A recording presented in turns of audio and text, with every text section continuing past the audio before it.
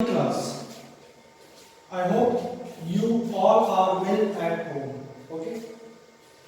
This is the third lecture of universe. That means about the star and the solar system. And this is the lecture for class 8 as well as for class 6. Okay. In the previous two lectures, we all have studied about the origin of universe. In that lecture, we will study about the Big Bang theory, the composition of universe, and somewhat we will study about the condition for any celestial body to be called as planet. Okay, हम लोग ने क्या देखा था? कोई celestial body को planet कब बोल सकते हैं? जब वो तीन कंडीशन को फुलफिल करता हो. पहला कंडीशन क्या था? अगर कोई सेलेस्टियल बॉडी सन के चारों ओर एक ऑर्बिट में चक्कर लगाता हो, ये क्या है? फर्स्ट कंडीशन है. किसके लिए? तो उसी सेलेस्टियल बॉडी को हम लोग क्या बोल सकते हैं? हम लोग उसको प्लेनेट बोल सकते हैं. ठीक है. दूसरा कंडीशन क्या था बेटा? दूसरा कंडीशन ये था कि उसके पास क्या हो? सफिशिएंट मास हो, सो दैट वो क्या कर सके? एक ग्रेविटी को एक्सर्ट कर सके. एंड दिस ग्रेविटी क्या करे? उसके रिजिड फोर्स को बैलेंस कर दे और क्या हुआ? हाइड्रोस्टैटिक इक्विलिब्रियम को अचीव करे. And because of this hydrostatic equilibrium, the shape of the planet is spherical. ठीक है. और इसी हाइड्रोस्टैटिक इक्विलिब्रियम के कारण क्या होता है? जो रेन ड्रॉप होता है उसका भी शेप क्या होता है बेटा? स्फेरिकल होता है. ठीक है. थर्ड कंडीशन क्या होता? थर्ड कंडीशन था कि कोई भी प्लैनेट अपने, कोई भी सेलेस्टियल बॉडी अपने नाइबरिंग प्लैनेट या सेलेस्टियल बॉडी का ऑर्बिट क्या रखे? क्लियर रखे. जैसे हमने क्या देखा था? प्लूटो क्या था? वो नेपट्यून का जो ऑर्बिट है उसको डिस्टर्ब कर रहा था. दैट्स व्हाई इन 2006 क्या किया गया? जो प्लूटो है उसको प्लैनेट की कैटेगरी से हटा के और एक नया नाम दिया गया ड्वार्फ प्लैनेट का. ठीक है. तो ये सब अभी तक हम लोगों ने स्टडी कर लिया था. ठीक. अब क्या देखते हैं? The planet, the star, the moon and other body in the sky are known as celestial body. My dear student, what is celestial body? जब हम अर्थ पे यूनिवर्स को ऑब्जर्व करते हैं, विजुअलाइज करते हैं, तो जो कुछ हमें दिख पाता है उसी को हम लोग क्या बोलते हैं? सेलेस्टियल बॉडी बोलते हैं. तो हमें क्या दिख पाता है? हम प्लैनेट देख सकते हैं, जैसे evening and morning star, mercury. ठीक है. ये सब दिखता है. स्टार दिखता है आपको, मून दिखता है and other bodies in the sky, that is called celestial body. उसी को हम लोग क्या बोलते हैं? सेलेस्टियल बॉडी बोलते हैं. Astronomy. What is astronomy? It is the branch of the science in which we will study about the celestial body and the phenomena associated with the celestial body. ठीक है. एक वैसा साइंस का branch जिसमें हम लोग क्या करें? इस सेलेस्टियल बॉडी के बारे में स्टडी करें और जो भी फेनोमेना इस सेलेस्टियल बॉडी के साथ क्या हो? एसोसिएट हो, उसके बारे में स्टडी करें. उसी साइंस के ब्रांच को हम लोग क्या बोलते हैं बेटा? एस्ट्रोनॉमी. नहीं. What is astronomy? Astronomy is a branch of science that studies celestial bodies and the phenomena associated with that celestial bodies. ठीक है. तो astronomy is a branch of science that study celestial body and their associated phenomena. ठीक है. तो astronomy क्या है? एक science, एक ब्रांच है साइंस का जिसमें हम लोग क्या स्टडी करते हैं? हम लोग स्टडी करते हैं अबाउट सेलेस्टियल बॉडी. किसके बारे में स्टडी करते हैं? सेलेस्टियल बॉडी के बारे में स्टडी करते हैं या जो फेनोमेना एसोसिएटेड हो किसके साथ, सेलेस्टियल बॉडी के साथ, इसी को हम लोग क्या बोलते हैं, एस्ट्रोनॉमी बोलते हैं। अब देखो कोई भी फेनोमेना सेलेस्टियल बॉडी के साथ एसोसिएटेड कैसे हो सकता है। फॉर एग्जांपल देखो जब भी हम लोग रात को मून को देखते हैं, चंद्रमा को देखते हैं, क्या वो पर डे एक ही जैसा दिखता है? मतलब अगर आप चंद्रमा को देखो, क्या चंद्रमा पर डे इसी तरह दिखेगा? फुल मून जो था, फुल स्फेरिकल शेप का मून हर रोज दिखता है? नहीं दिखता। कभी क्या होता है, शेप इस तरह कट हो जाता है, कभी ऐसा दिखता है, कभी ऐसा दिखता है, कभी आपको ऐसा दिखेगा,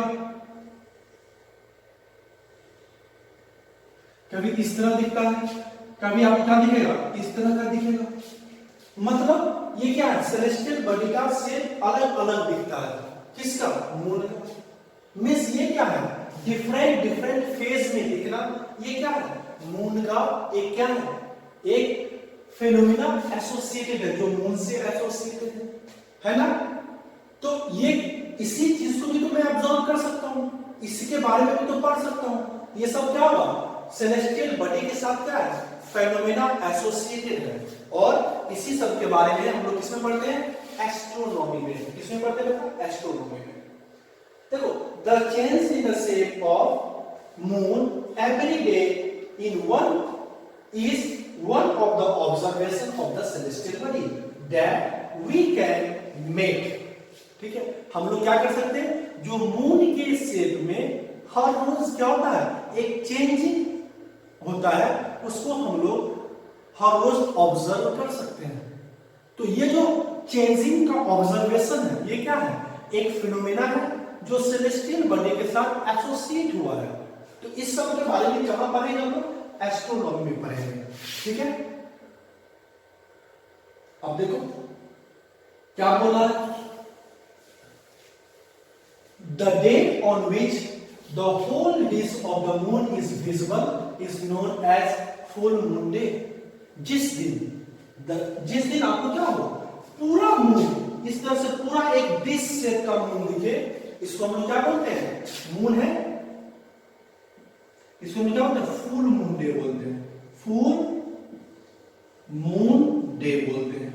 ठीक है, तो जिस दिन आपको पूरा एक डिस्क दिखे, एक पूरा डिस्क जिस दिन आपको दिखे, उसको हम क्या बोलते हैं, फुल मून डे बोलते हैं। क्या बोलते हैं बेटा, पूर्णिमा की रात बोलते हैं, पूर्ण मून, फुल मून डे बोलते हैं उसको।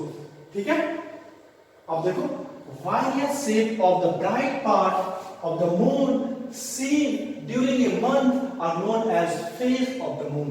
What is the phase of the moon? क्या होता है, पूरे मंथ में जो चंद्रमा का अलग अलग शेप दिखता है, उसी को हम लोग क्या बोलते हैं, फेज ऑफ द मून बोलते हैं, डिफरेंट फेज ऑफ मून बोलते हैं। ठीक है, किसी दिन आपको क्या होगा, शेप चेंज होगा, हर रोज क्या इसी तरह दिखेगा नहीं। इस आज मोनो फुल मून डे देखे, कल क्या हो, शेप कुछ इस तरह का दिखे, फिर क्या होगा, इससे भी शेप कम हो जाएगा, इस तरह का दिखे, इससे भी कम होगा, इस तरह से दिखे। मतलब हर दिन क्या होता है, जो चंद्रमा का जो शेप होता है चेंज होते रहता है। ठीक है, और यही चेंजिंग डिफरेंट फेज जो मून का दिखता है, उसी को हम लोग क्या बोलते हैं, फेज ऑफ द मून। मेरे प्यारे बच्चों, आप क्या करोगे, रात में, हर रोज रात में एक बार चंद्रमा को देखोगे। जब देखो क्या होगा, अलग अलग शेप दिखता है चंद्रमा का, मून का अलग अलग शेप दिखता है। वही अलग अलग शेप दिखना क्या था, phase, different phase of the moon या फेज ऑफ द मून कहलाता है। ठीक है, the phase of the moon अगर as we can only see the part of the moon reflect the light of the sun towards earth. देखो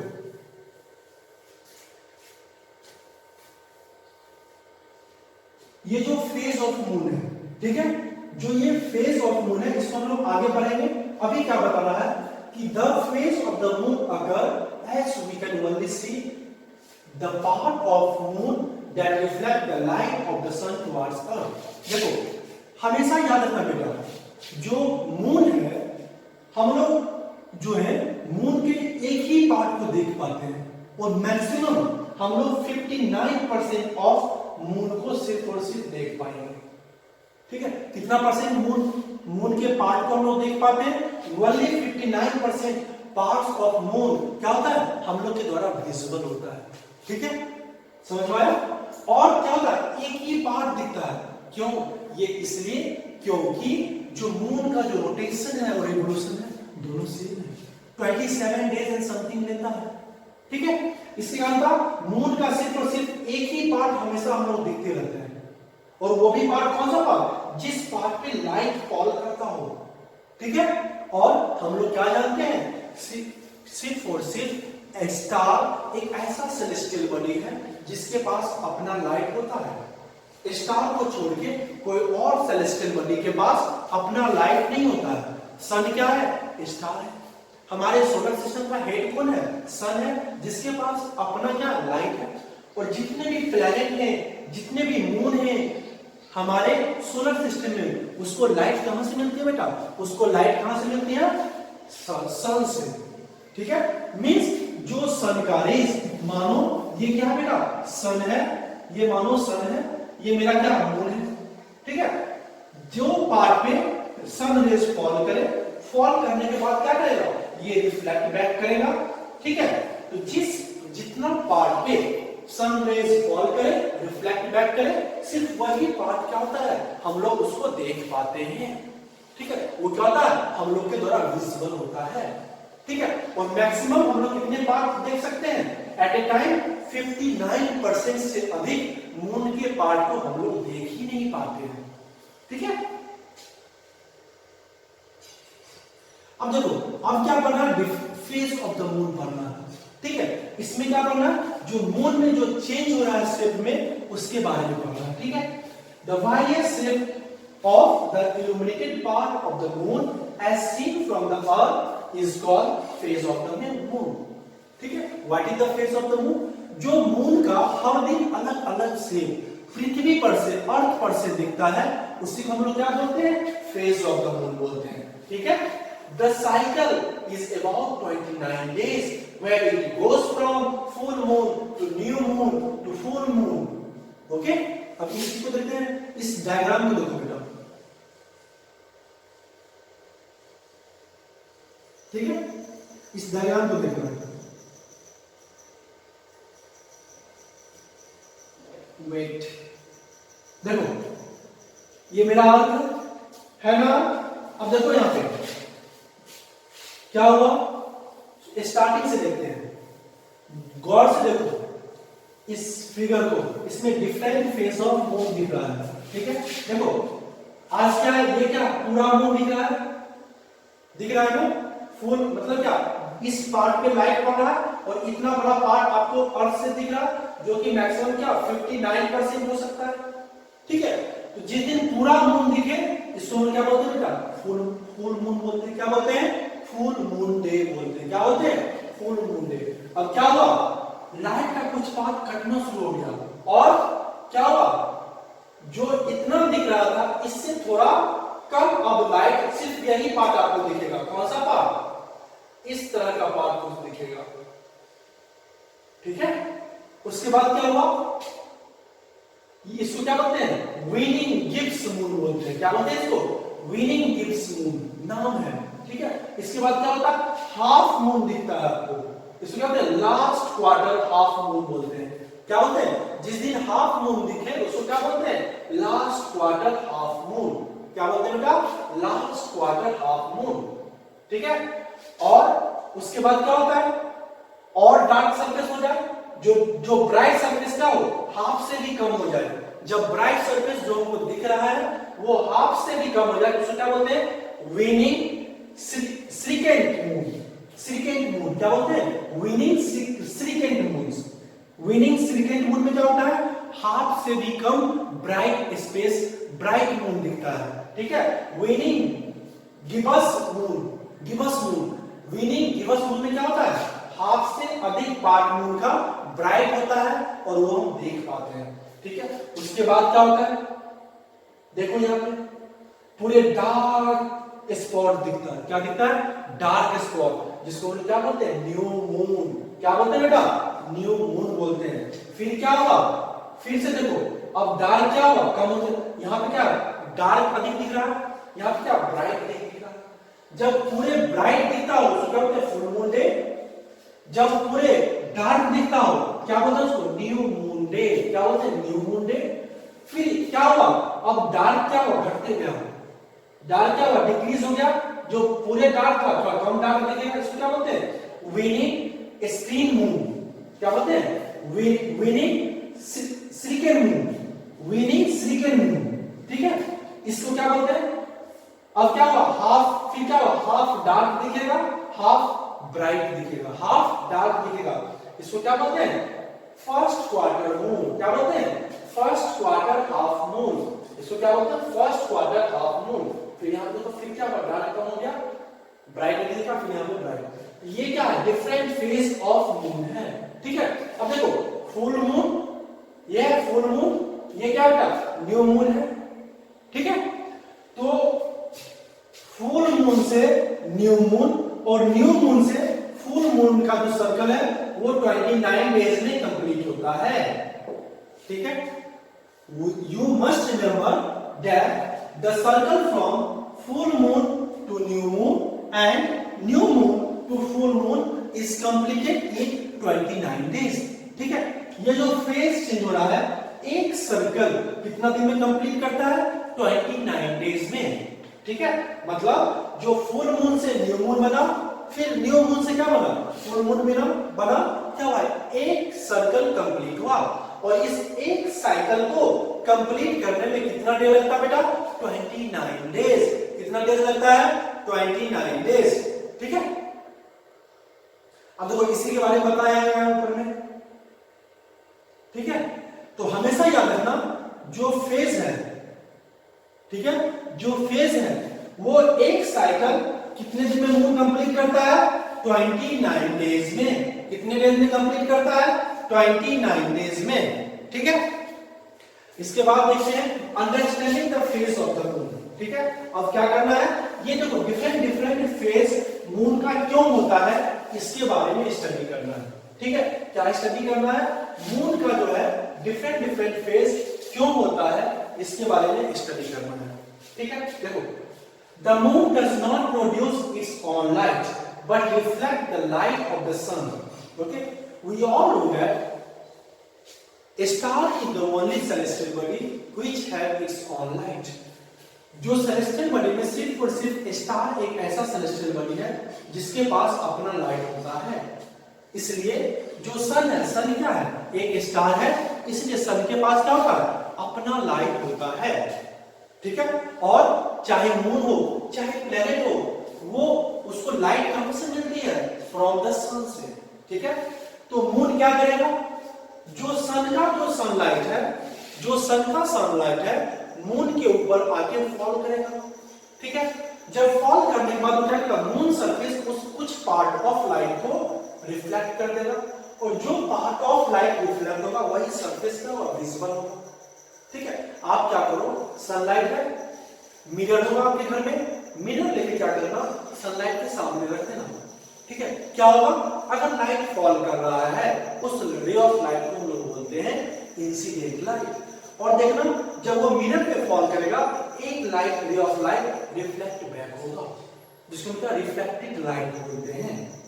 ठीक, and the moon revolves around the earth. अब हम लोग जानते हैं अर्थ क्या करता है, सन के चारों ओर ऑर्बिट करता है। सिमिलरली मून क्या करता है, अर्थ के चारों ओर ऑर्बिट करता है। Different part of its surface get illuminated and we see a different shape every day. ठीक है, अब क्या होता है, क्योंकि मून क्या करता है, अर्थ के चारों ओर रोटेट करता है। जब वो रोटेट करता है क्या होता है, हर रोज क्या होता है, जो सरफेस है मून का, वो क्या होता है, डिफरेंट पार्ट ऑफ मून के सरफेस पे लाइट फॉल करता है। और वही क्या होता है, because of the difference in the ray of light that incident on the surface of the moon, क्या होता है, डिफरेंट शेप ऑफ मून हम लोग देख पाते हैं। अब देखो एक फिगर दिया हुआ है, कुछ ऐसी तरह हर रोज मून आपको दिखता है। ये क्या है, फुल मून डे है ना। फिर आप इधर आ जाओ, फुल मून से क्या होता है, न्यू मून जाते हैं, फिर न्यू मून से फुल मून, यही सर्कल आपको कंप्लीट होते जा रहा है। ठीक है, तो यही क्या होता है, बिकॉज ऑफ दिस क्या होता है, डिफरेंट फेज होते हैं। ठीक है, the dark side of the moon. अब देखो डार्क कौन सा साइड होगा, वह साइड मून का जिसके सरफेस पे सनलाइट फॉल ही ना कर पाए। क्या हो, जिस पार्ट पे क्या हो, सनलाइट फॉल ही ना कर पाए, वो पार्ट क्या होगा, डार्क होगा। The part of the moon that always face away from the earth is called the dark side of the moon. ठीक है, मून का वैसा पार्ट जो क्या हो, हमेशा क्या हो, क्या हो बेटा, हमेशा क्या हो, अर्थ के अवे हो, उस पार्ट को क्या बोलते हैं, डार्क साइड बोलते हैं। ठीक है, अब देखो जैसे फॉर एग्जांपल, अब देखो ये दिख रहा है आप लोग को, दिख रहा है ना, अभी दिख रहा है, ये क्या है, मानो यहां पे अर्थ है, लेट मान लो यहां पे अर्थ है। ठीक है, तो ये पार्ट क्या है, देखो अर्थ, मून भी रोटेट कर रहा है, अर्थ भी रोटेट कर रहा है, तो हमेशा ये पार्ट क्या होगा, अर्थ पे से दिख पाएगा ना, सिर्फ यही पार्ट दिख पाएगा। क्या ये पार्ट आपको दिख पाएगा, नहीं दिख पाएगा। जो पार्ट अर्थ के सरफेस से मून का कभी नहीं दिखता है, उस पार्ट को हम लोग क्या बोलते हैं, डार्क साइड बोलते हैं। क्या बोलते हैं उसको, डार्क साइड बोलते हैं।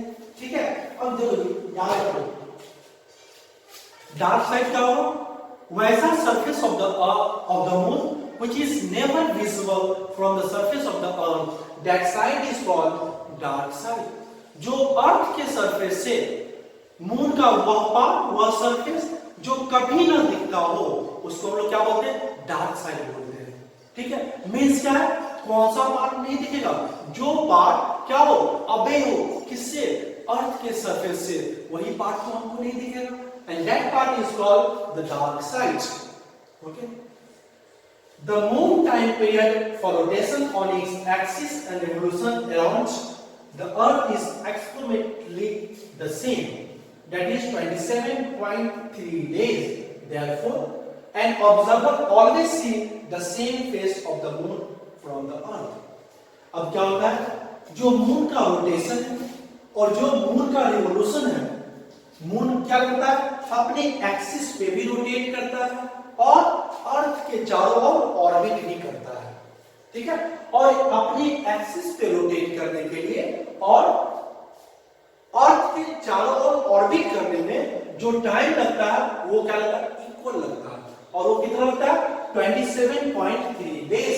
कितना लगता है, 27.3 डेज। ठीक है, कितना लगता है बेटा, 27.3 डेज।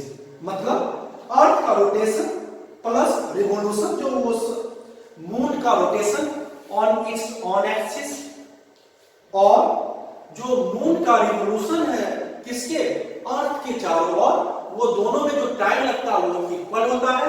और वो कितना टाइम लगता है, 27.3 डेज। कहीं ना कहीं क्या है, अर्थ भी क्या करता है, अपने एक्सिस पे रोटेट करता है, और अर्थ को भी अपने एक्सिस पे रोटेट करने में कहीं भी अप्रॉक्स 27.3 डेज ही लगता है।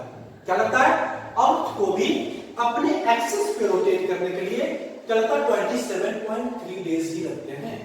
ठीक है, लेकिन रिवोल्यूशन में 365 डेज लगते हैं।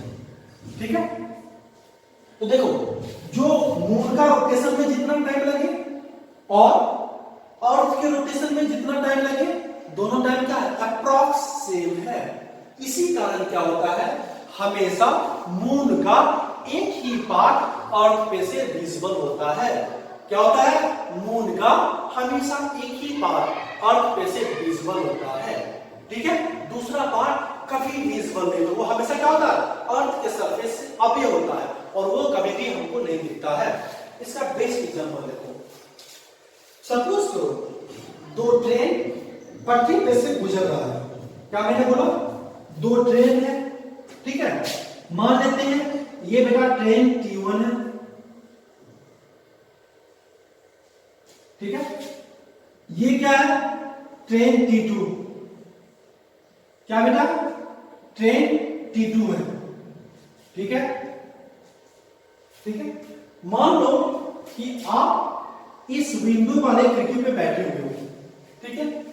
कोई एक दूसरा आदमी है जो इस विंडो वाला खिड़की पे बैठा हुआ है, ठीक है, इस विंडो वाला खिड़की पे बैठा हुआ है, ठीक है। अब सपोज करो कि ट्रेन जो है v1 स्पीड से आगे मूव कर रही है। कितना स्पीड से? v1 स्पीड से। ट्रेन 1 क्या कर रही है बेटा? v1 स्पीड से मूव कर रही है, ठीक है। और ट्रेन t2 जो है, ट्रेन 2 भी क्या कर रहा है? v2 स्पीड से मूव कर रहा है, ठीक है। मैंने क्या बोला? दो ट्रेन है एक ही दिशा में, ठीक है। जो पहला ट्रेन है वो v1 स्पीड से मूव कर रहा है और जो दूसरा ट्रेन है वो v2 स्पीड से मूव कर रहा है, ठीक है। आप क्या किए हो? इस विंडो पे बैठे हुए हो। जब सामने वाले दूसरे ट्रेन के विंडो पे कोई और बैठा हुआ है, आपका कोई फ्रेंड बैठा हुआ है, ठीक है। सपोज करो अगर ट्रेन 1 का स्पीड इक्वल हो जाए ट्रेन 2 के स्पीड से, क्या हो? ट्रेन 1 का स्पीड इक्वल हो जाए ट्रेन 2 के स्पीड से, मतलब सपोज क्या कर रहे हैं? v1 is equal to v2, ठीक है। तो अब बताओ, क्या आपको हमेशा यही बॉगी जो है ट्रेन का दिखेगा ना? ये आदमी और ये आप दोनों क्या एक दूसरे के साथ रेस्ट में दिखोगे और आपको हमेशा यही बॉगी दिखेगा। क्या आप इस बॉगी को देख पाओगे? नहीं देख पाओगे, है कि नहीं? आपके सामने हमेशा यही बॉगी होगा और इसके सामने हमेशा यही पार्ट होगा। ट्रेन का जो ये पार्ट है इसके सामने इस पार्ट, दूसरे ट्रेन के इस पार्ट के सामने होगा और जो ट्रेन का ये पार्ट है वो दूसरे वाले के पार्ट में होगा। क्या ऐसा होगा जो ये पार्ट आगे चले आए ये पार्ट पीछे चले आए? नहीं, क्योंकि दोनों का स्पीड क्या है? सेम है। तो वही कुछ केस क्या है मून के साथ है, मून और अर्थ के साथ। जो मून का रोटेशन है और जो अर्थ का रोटेशन है वो अप्रॉक्स सेम है। और कितना है? 27.3 डेज। कितना है? 27.3 डेज।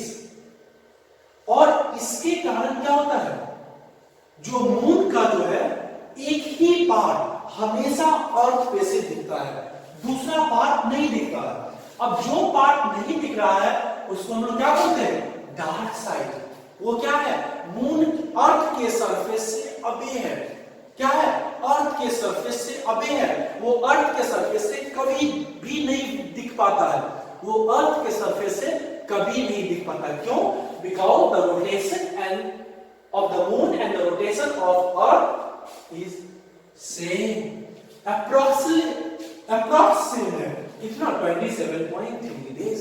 इसलिए कभी नहीं दिखता है, ठीक है। और हम लोग मून के कितने पार्ट को देख सकते हैं? सिर्फ और सिर्फ 59% ऑफ मून क्या है? विजुअल है। क्या है? विजुअल है, ठीक है। इसके बाद आगे बढ़ते हैं सरफेस ऑफ द मून। क्या पढ़ते हैं? सरफेस ऑफ द मून के बारे में, ठीक है। देखो, the surface of the moon is barren and dusty and devoid of water. It has many large craters and high mountains. क्या है? जो सरफेस ऑफ द मून है वो क्या? बैरन है। बैरन मींस क्या? वहां पे लिविंग ऑर्गेनिज्म। बैरन मींस क्या होता है? जैसे जिसकी फर्टिलिटी खत्म हो जाए उस सॉइल को क्या बोलते हैं? बैरन सॉइल बोलते हैं, ठीक है। जो भूमि का उपजाऊ न हो वैसा किसका बोलते हैं? उसको बैरन सॉइल बोलते हैं। डस्टी है। क्या? डस्ट टाइप का है। Devoid of water. It has many large craters and high mountain. क्या? बहुत सारे क्रैटर्स हैं, गड्ढा है, बहुत सारे माउंटेन्स हैं, ठीक है। किसके सरफेस पे? On the surface of moon, ठीक है। अब देखो ग्रेविटी के बारे में पढ़ते हो। जो अर्थ का एक्सेलरेशन ड्यू टू ग्रेविटी, जिसको हम क्या बोलते हैं? स्मॉल जी से डिनोट करते हैं। ऑन द सरफेस ऑफ अर्थ इस स्मॉल जी का वैल्यू क्या है? 9.8 मीटर पर सेकेंड स्क्वायर, ठीक है। ये कहां पे है? On the surface of earth. ये बेटा कहां पे है? Acceleration due to gravity it is denoted by a small g and its value is 9.8 metre पर सेकंड स्क्वायर। ये कहां पे है? On the surface of the अर्थ। अगर आप सरफेस के नीचे जाओ या सरफेस के ऊपर जाओ, the value of acceleration due to gravity decrease. क्या होता है? एक्सेलरेशन ड्यू टू ग्रेविटी का वैल्यू क्या करता है? डिक्रीज करता है, चाहे आप अर्थ के सरफेस से ऊपर जाओ या अर्थ के सरफेस से नीचे जाओ। मतलब maximum value acceleration due to gravity का कहां पे होगा? On the surface of the earth. And वो वैल्यू कितना होगा? 9.8 मीटर पर सेकंड स्क्वायर। अगर आप अर्थ सरफेस के नीचे जाओ, the value of acceleration due to gravity decrease. अगर आप अर्थ सरफेस के ऊपर जाओ, the value of acceleration due to gravity decrease. ठीक है? अगर आप मून पे जाते हो, क्या होता है? Acceleration due to gravity on moon is equal to 1/6 of acceleration due to gravity on the surface of earth। ठीक है? जो मून पे एक्सेलरेशन ड्यू टू ग्रेविटी है, उसका वैल्यू क्या होता है? 1/6 होता है। किसका? जो एक्सेलरेशन ड्यू टू ग्रेविटी होता है, कहां पर का? जो on the surface of the अर्थ होता है, उसका क्या होता है? 1/6 होता है। ठीक है? अब देखो, एक मैथमेटिकल फार्मूला बताता हूं, इसको मे भी याद रखना, नहीं भी याद रख सकते हो, ये आपके लेवल से ऊपर है। ठीक है? सिर्फ मैं आपके नॉलेज के लिए बता देना चाहता हूं कि ये एक्सेलरेशन ड्यू टू ग्रेविटी का वैल्यू कैसे डिक्रीज करता है। मान लो अगर आप अर्थ के सरफेस से ऊपर किसी एक्सेलरेशन ड्यू टू ग्रेविटी की वैल्यू को कैलकुलेट कर रहे हो, तो ये वैल्यू को जी डैश से डिनोट करो। क्या है? जी डैश से। ठीक है? ये क्या है? Above the surface of the अर्थ। क्या बेटा? Above the surface of the earth is equal to जी। और ये जी क्या था बेटा? On the surface of the अर्थ। ये क्या था? एबव द सरफेस ऑफ अर्थ। ठीक है? और ये जी क्या है? On the surface of earth, on the surface of the earth, and इसका वैल्यू कितना होता है? 9.81 मीटर पर second square into 1 - 2h upon radius of the अर्थ। ठीक है? इसलिए देखो, अब ये वैल्यू जो है, ठीक है, 1 में से माइनस करो। कोई भी चीज क्या हो रहा है? 1 से माइनस हो रहा है। अगर ये 1, ये पूरा टर्म अगर 1 होता तो क्या होता? Acceleration due to gravity